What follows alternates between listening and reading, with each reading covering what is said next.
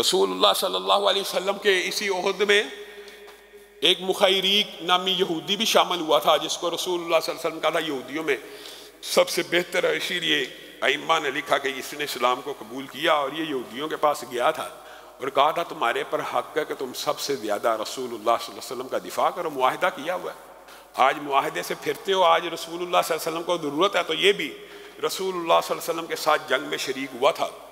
اسی طرح ایک شق عثمان تھا، وہ بھی رسول اللہ صلی اللہ علیہ وسلم کے ساتھ احد کے معرکے میں شریک ہوا تھا اور اس نے 7 سے 9 کافروں کو قتل بھی کیا تھا۔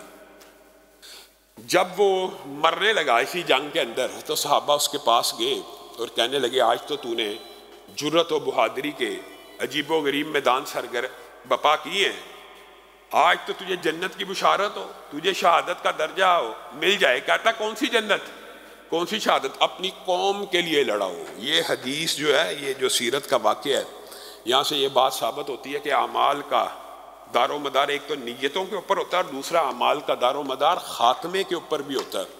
کئی مرتبہ انسان ساری زندگی برائی کرتا رہتا ہے، خاتمے کے قریب آ کے ایسے عمل کر جاتا ہے اللہ جنت میں داخل کر دیتا ہے، اور کئی مرتبہ ساری زندگی نیکی کے عمل کرتا رہتا ہے، خاتمے کے قریب آ کے ایسی بری بات کہتا ہے کہ سارے عمل ضائع ہو جاتے ہیں۔ تو یہ قزمان ان لوگوں میں شامل ہے، جان بھی لٹا دی، 7-8 کافروں کو بھی قتل کیا۔ جب پوچھا گیا کس کے لیے لڑا، اپنی قومی عصبیت کے لیے، اپنی قومی حمیت کے لیے۔ کس جنت کی بات کرتے ہو، ہرگز اس لیے نہیں لڑا۔ رسول اللہ صلی اللہ علیہ وسلم تک جب اس کی وفات کی خبر پہنچی، رسول اللہ صلی اللہ علیہ وسلم تک ابھی تک یہ بات نہیں پہنچی تھی، اس نے کیا کہا، تو آسمان سے وحی آئی، رسول اللہ صلی اللہ علیہ وسلم نے کہا انہ من اہل النار، او میرے بھائیو اس کو کہیں شہید نہ کہہ دینا، یہ عصبیت کی وجہ سے لڑا ہے اور یہ آگ میں جائے گا۔ دیکھیے ایک بندہ جان بھی لٹا رہا ہے لیکن اس کا نقطہ نظر کیا، میں نے اپنی قوم کا دفاع کیا، رسول اللہ کے ہمراہ شامل ہے، رسول اللہ کہہ رہے ہیں یہ آگ میں جائے گا۔ گویا اعمال کا دار و مدار نیتوں کے اوپر بھی ہے اور خاتمے کے اوپر بھی ہے، کہ جس عقیدے کے اوپر، جس نظریے کے اوپر وہ بندہ مرا بنیادی طور کے اوپر، وہی اس کا اگلی دنیا میں احتساب ہوگا۔ اور یہی وجہ ہے کہ رسول اللہ صلی اللہ علیہ وسلم نے اس بارے میں بھی بڑی تفصیلی ہدایات مسلمانوں کو جاری کی ہیں کہ اپنی جو آخری لمحات دنیا میں گزارنے ہیں، اس کے اندر جو انسان کے سامنے فتنے آتے ہیں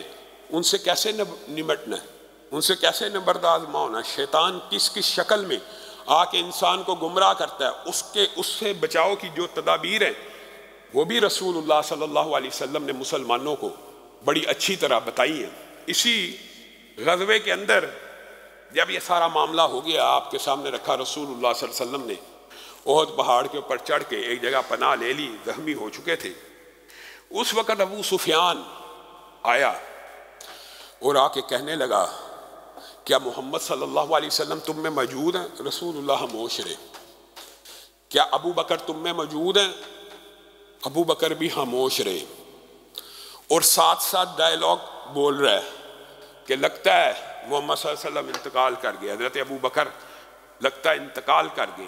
پھر جب اس نے کہا نا عمر تم میں موجود ہے، لگتا ہے انتقال کر گئے، عمر نے کہا تیرا بیڑا غرق ہو، حضرت عمر سے رہا نہ گیا، ابھی ہم زندہ ہیں اور تیرے غرور و تکبر کو خاک و خون میں شامل کر دیں گے۔ رسول اللہ صلی اللہ علیہ وسلم کے بارے میں کہا خاموش رہے، حضرت ابو بکر کے بارے میں کہا خاموش رہے، حضرت عمر کے بارے میں جب اس نے کہا ابو سفیان نے، تو حضرت عمر سے خاموش نہیں رہا گیا۔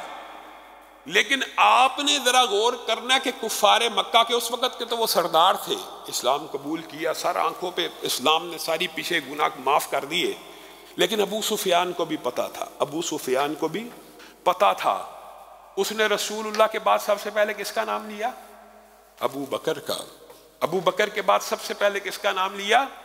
عمر کا۔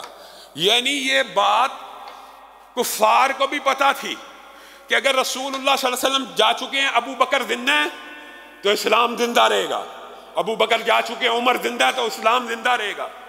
ترتیب کفار کو بھی پتا ہے، جو آج کے بعد نام نہاد مسلمان اپنے آپ کو اسلام اور مسلمانوں میں داخل کرتے ہیں، ان کو ترتیب کو نہیں پتا، ان کو نہیں پتا کہ افضل الخلائق بعد الانبیاء کون ہے، نبیوں کے بعد چشم فلک نے حضرت ابو بکر سے افضل کوئی نہیں دیکھا، ان کے بعد عمر سا کوئی نہیں دیکھا۔ وہ ابو سفیان جو کفار مکہ اور قریش مکہ کے سردار ہیں، ان کو بھی اس ترتیب کا پتہ ہے۔ آج کے مسلمان اس ترتیب سے غافل ہیں۔ اور پوچھا، پھر اس نے نعرہ لگایا کہ حبل کی یہ ہو، تو رسول اللہ صلی اللہ علیہ وسلم نے کہا کہ تم کہو اللہ اعلیٰ و اجل۔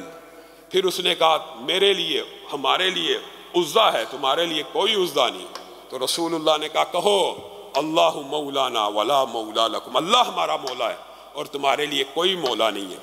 تو رسول اللہ صلی اللہ علیہ وسلم نے اول ان کو جواب دینے سے منع کیا، تاکہ جب یک بارگی جواب دیا جائے تو اس کا حوصلہ پست ہو جائے۔ پہلے خاموش رہے تو گویا اس نے گمان کیا کہ رسول اللہ بھی چلے گئے، ابو بکر بھی چلے گئے، عمر بھی۔ ایک خوشی اور مسرت کی دشمن میں جو کیفیت پیدا ہوتی ہے، اچانک اس کا جواب دیا جائے تو اس کے حوصلے ٹوٹ پڑتے ہیں۔